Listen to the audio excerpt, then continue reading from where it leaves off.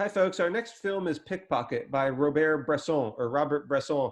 Pickpocket is a French New Wave film from 1959, which is the exact same year as Hiroshima Mon Amour. Both of these films were immensely influential on French filmmaking for the next 30 years, as well as Hollywood filmmaking. So, for example, the Martin Scorsese film Taxi Driver with Robert De Niro has a maladjusted youth who spends a lot of time in his apartment with delusions of grandeur, who engages in criminal activity and whose only hope for redemption is the relationship he develops with a young woman. There's so many ways in which films from Hollywood in the 70s, Taxi Driver is just one example, developed themes from films like Pickpocket, as well as filmmaking techniques. So you might have noticed that Pickpocket is a highly unusual film.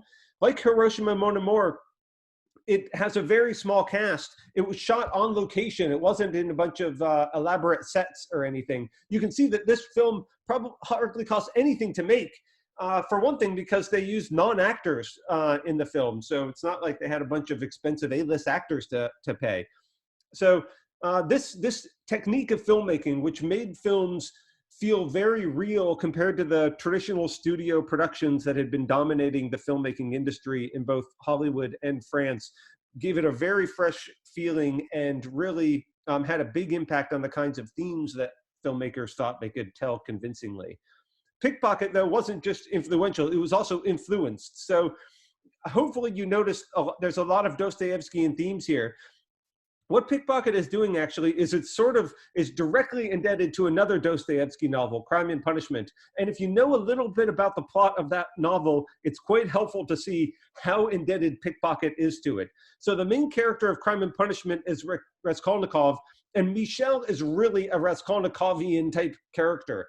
So Raskolnikov is a poor student who is really at an existential crisis in his life.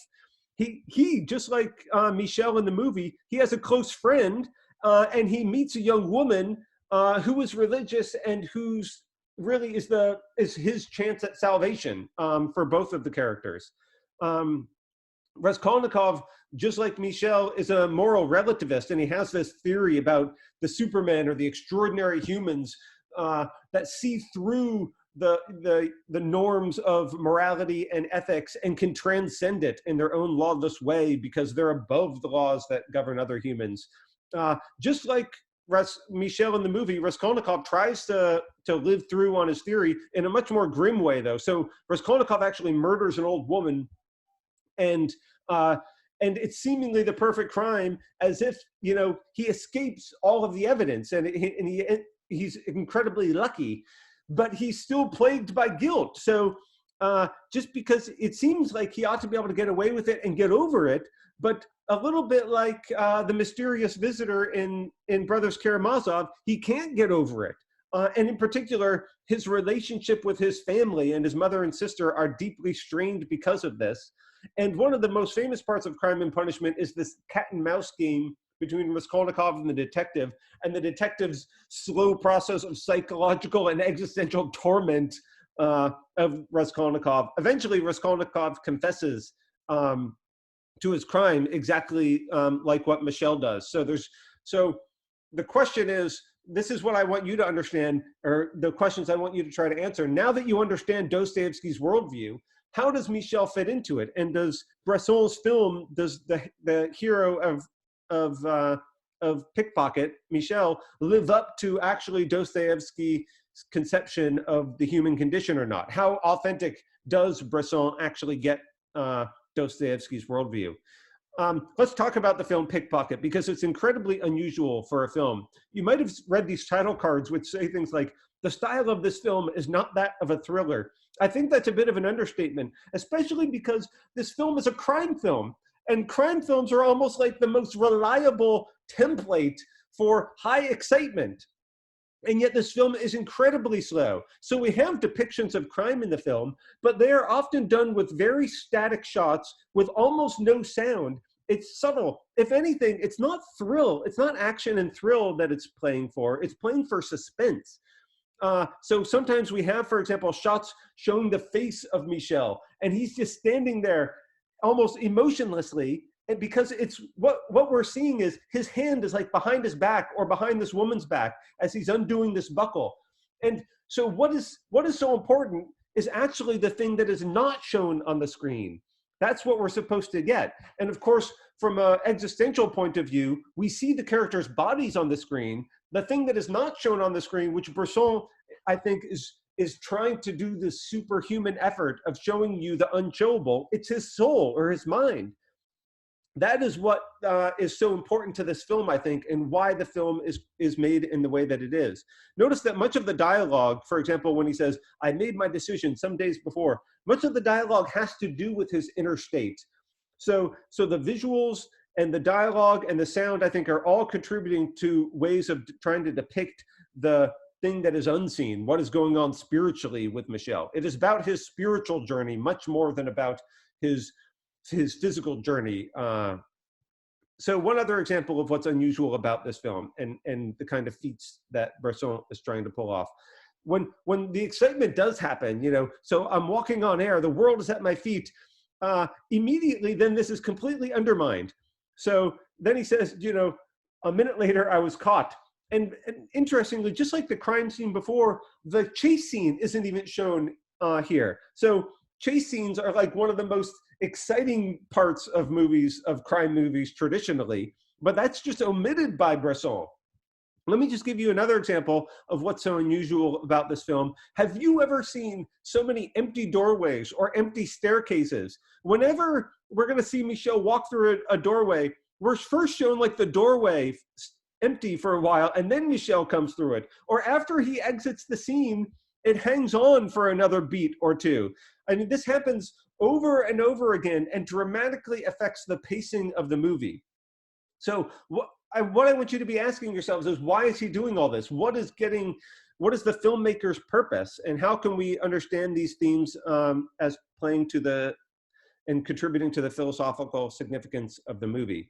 Let me give you a couple more things to think about. So just to remind you of the character's name so you know what I'm talking about. Michel, that's the main character, which I've already been talking about. Jacques is his friend.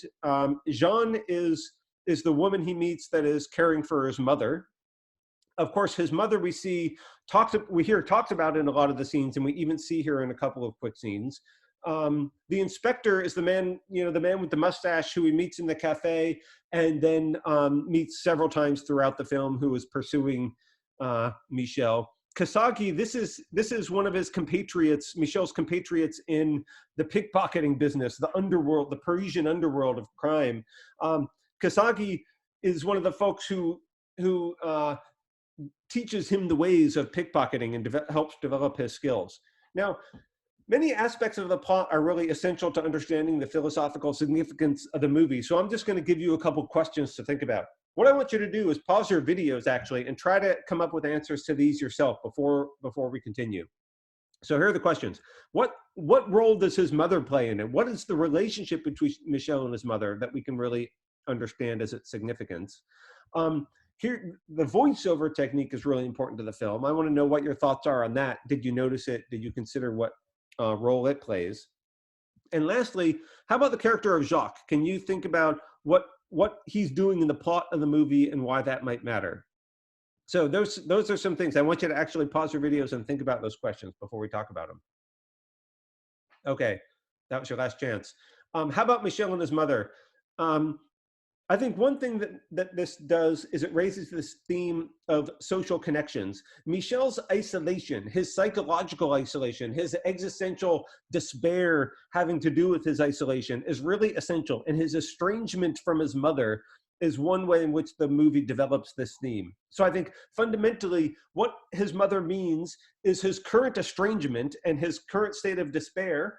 And then secondly, his hope of salvation, or the way in which it provides an understanding for the audience of how one can get saved by actually getting out of despair and making those human connections. So for example, the Jean character says, it's you that she needs. She doesn't just want you to give her this money. When he comes originally and he meets Jean and he learns that Jean is caring for his mother, he, instead of actually going in and talking with his mother, he flees again. I think this really shows the state of his character, the anguish that he's in, his inability to face his mother because of his partly his guilt and his failure in his life. We actually learn later on, and I put this here on purpose so you can make sure that you caught it. He stole money from his mother later. So partly, could you give her this money? He's partly repaying his own debts, or he's attempting to repay his own debts. So his moral failure is really deeply represented here. That's something that's really important to understand. And again, this connects with a theme from the Brothers Karamazov, of course, that debts refer to our indebtedness, our spiritual indebtedness. Dmitri and his indebtedness, I think it's all, metaphorical for our sinful nature. Okay. Let me give you, here's some, the ways in which this comes out in the film, this important plot point. We learn later that Jean is actually summoned to testify to the police, and the conversation with the detective brings this out. So the money had been stolen from an elderly neighbor, and that's why Jean had reported this. And later on, then it was withdrawn. And then this is what raises some of the police's suspicions. And this is what ties Michel into the detective and the detective's suspicions in various ways. So the relationship and the thematic elements of what Michel's mother represents is something really important to think about. Okay, how about the voiceover technique? This is really a fascinating aspect to the movie, because another thing that it does is it allows us to depict Michel's interior state in various ways. But it's very ironically done. It's not done in a really straightforward and easy to understand way. For one thing, we don't directly know who's the audience of this voiceover. He's like keeping these notes, and he's talking about it being a confession. There's some special knowledge we're supposed to get here, because people who do things that I'm talking about usually don't talk about them. But we don't know who's the recipient of this thing. Later on, it becomes somewhat clearer in the climax of the film, but I think it's still fairly enigmatic, and the way in which it's undermined in various ways is really important to consider. So what role the voiceover plays is an important question. I think it relates to the way in which the film is attempting to depict his interior state. And I'll say something about this when I try to give my fundamental argument for how we should understand this film philosophically. But keeping the role of the voiceover in mind is going to be key. Another character I just want to make sure people have picked up on. Jacques is an interesting character because on the one hand, Michel's social maladjustedness is really essential, and that connects with his anguish, his despair in the film. And Jacques is the counterpoint to that. So Jacques is the person who is trying to hook Michel up and get him connected to a job and doing some honest work. Jacques, is seemingly at ease hanging out in the bar. He knows lots of the people. He meets Jean and can immediately strike up a friendship with her because he's not struggling in the same ways with himself that Michel is. But at the same time, then Jacques starts to become a threat to Michel. Jacques seems to, develop a relationship with Jean that's threatening to Michel's own relationship with her. And hopefully that one of the key things I hope people picked up on at the end of the film, and this is one of the reasons why I want to raise Jacques here, is so you get it. So Jacques and Jean, after Michel leaves in the movie, Jacques and Jean then have a child together. And so his rivalry and the threat of Jacques is realized.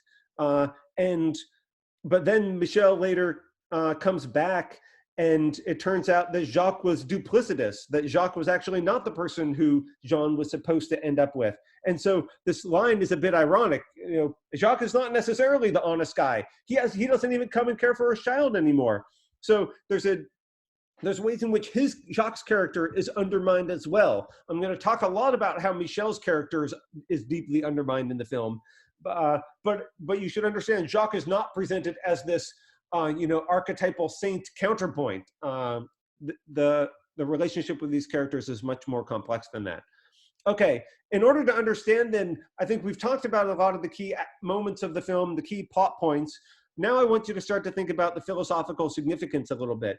let's compare Michel to some of the characters from the Brothers Karamazov. Which of these folks do you think he's most like? So pause your videos here and see if you can try to answer these questions.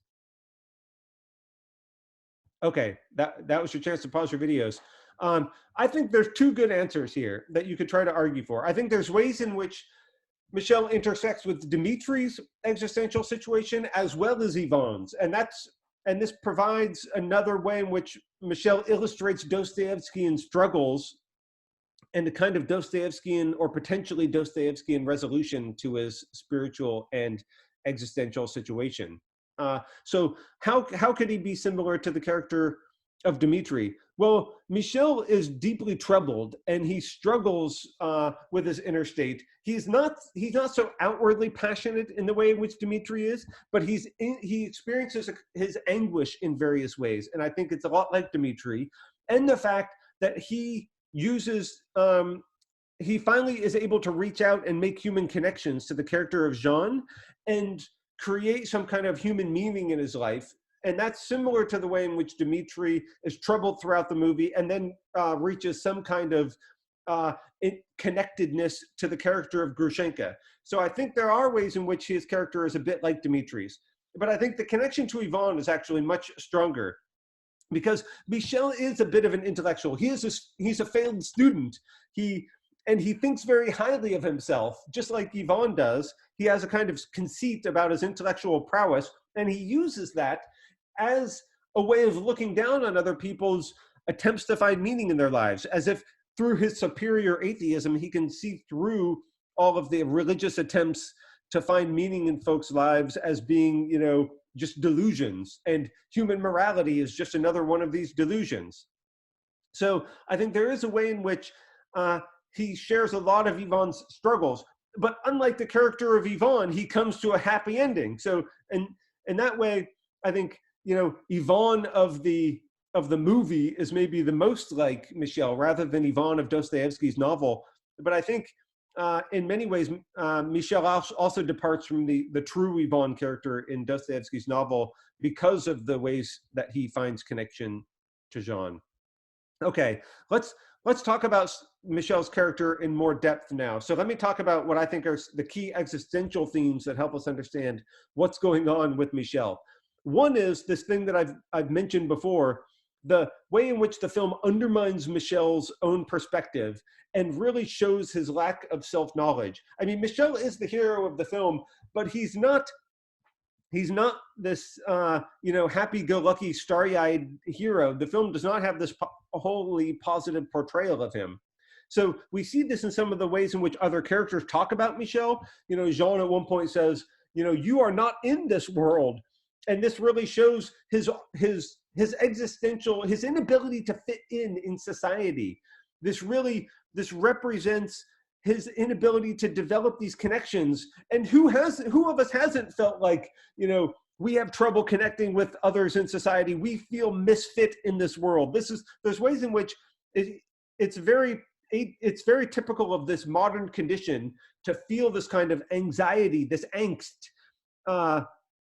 that really represents existentialism in this historical period that we've been talking about. And I think the other characters comment on this aspect of Michel. We can see a lot of what's going on with Michel through the eyes of the other characters. But the film itself, I think, really undermines Michel in many ways. So, for example, he doesn't seem to understand his own motivations very well. He says, after I made some money, but wait a minute, is that what I need? He doesn't even understand what he needs because his spirit is in many ways dim to himself. He is struggling to acknowledge and understand his spiritual side. And that's what I think a lot of the lack of his own understanding of his own motivations represents. Here's the biggest example of it that I think is so deeply ironic. I mean, when Michel actually does come back and does visit his mother, she's on her deathbed. And so he got there just in time to try to repair relations, but there's no deep, authentic connection between them. He tells her, like, you are going to get better. The doctor even said so. He stands up, and says, I'm sure of it. And then what does the film cut to next? The film cuts to her funeral. So the film directly refutes him in visual. So this is the next scene of the film. So we have an absolute direct refutation of his character's confidence there. And then I put this scene here. I'm going to talk about this kind of shot later on. His tears here are very important. His character is representing tears, but the way in which the characters are played as completely affectless, as unemotional portrayals, this is really deliberate. It's important to understand that these people are not bad actors. They were told explicitly by Bresson to act in this way, and they were chosen. They're non-actors. They were chosen as non-actors so that they wouldn't do any acting. They're not. It's not like, you know, there were famous actors who are going to be so good they could even unlearn their acting. He chose people that didn't have to unlearn acting. They simply had no acting whatsoever. But I think the biggest aspect of his self-knowledge, so this is one of the sort of direct refutations, but thematically there's a metaphor in the movie that really represents Michel's inner state, his dull inner state, and that is his apartment. Did you notice what a disaster his apartment is? You know, the paint is peeling, or this terrible old wallpaper is peeling. The door is like in shambles. The lights are like falling off, and everything is decrepit in there. It's full of dust. Michel's apartment is really a metaphor for his inner state. That is his soul, his spiritual state is what is being represented there. And what it is emptiness. Remember this line of dialogue I think is really interesting. What did they find when they went and searched his room? They found nothingness, because he is dead inside. This is his state of despair, his inner soul. He has found no reconciliation. His despair is that he cannot even acknowledge, he can't find himself yet. So in that ways, I think it's actually not like Dimitri's state of despair, where Dimitri is actually deeply trying to find a reconciliation without it. It's that he doesn't even have acknowledgement of his inner state. That is another way in which I think he's more like the character of Ivan, perhaps, than the character of Dimitri. And I think that his room is deeply metaphorical in this movie. And again, I want to say this is directly out of Crime and Punishment. I think Dostoevsky himself uses Raskolnikov's room in that novel in the exact same metaphorical way. Now, let me say one other thing about Michel's character. So besides his lack of self-knowledge and his apartment, Michel has this theory about meaning. And this, again, really deeply depicts his existential situation. So his theory, you know, everything is permitted to the intelligent man. This is a quote from Brothers Karamazov, but it might have come straight out of Pickpocket.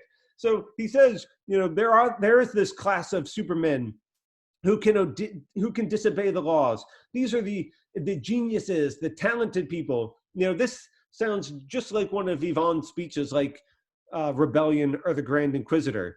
You know, it's interesting that he's telling this theory to the police detective. So this is what heightens some of the suspense in the novel, if not high action. And the inspector isn't buying it. You know, he's saying, who can identify these people? Well, Michel has answers, it seems. They will know who they are. They can identify themselves through their actions and through their own consciences. So let me ask you this. So pause your videos now and see if you can answer this question for me. What do you think of Michel's Superman theory? Does he fulfill his own ideal? Does he count as one of these supermen or not? Okay, that was your chance to pause your videos and think about it. I think the answer is decisively no. And I think we can learn a lot about Michel's character by seeing his own failure to live up to this. And I think this contributes to the theme of Michel's lack of self-knowledge. In many ways, he believes he is one of these supermen. You know, at one point, Jean and Michel are talking about religion and existence and meaning. And she says, well, then don't you believe in anything? And he said sort of smugly, oh, yeah, I believed in God once for 3 minutes, in this, you know, completely smug way. Oh, who else could say such a line except one of the people who think they are one of the intelligent humans who can see through the facade of human morality? But we can see that even though Michel thinks that, if you look at the details of his theory, he completely fails to live up to it. And this is, again, connecting to the themes that I've been talking about in the film of undermining its hero. And he's an anti-hero in more than one way. For example, he says, "Oh yeah, these superhumans, they'd be able to they'd be able to stop whenever they wanted to." But does Michel live up to that? No, he keeps going to the life of crime, even when he tries not to. Even he tries to get away from crime multiple times throughout the film. He eventually gets a job and is seemingly making honest money and giving it to Jean to care for her family. But then he lapses back into the life of crime immediately. So this is, I think, this we're supposed to think of that event as this failure at the end of the film directly to fail to live up to this sort of ideal. Because of course he says, they're not going to get caught. Well, Michel routinely gets caught. But he's not even able, I think on a deeper level, the superhumans are supposed to know themselves through their own conscience. And he attempts to live up to this, but fails. He thinks he can live up, that his intellectual theory, he meets it, that he can commit crime without a conscience. But no, his conscience comes and gets him in the end. He does have this need for human connection, just like all of us. He's living the human condition, even though he doesn't understand it. That is just another way in which we can see his despair. So, his body almost fails him. He's shaking, his hearts are pounding when he's attempting to commit these crimes. So he really, in my opinion, does not meet the Superman ideal. And we finally see this, of course, even more so in the resolution of the film, which I'll talk about in a separate video. What I think this shows is that in order for him to have success, actually, he shouldn't live up to the Superman ideal. In fact, success and resolution comes somewhere else entirely. Okay, thanks.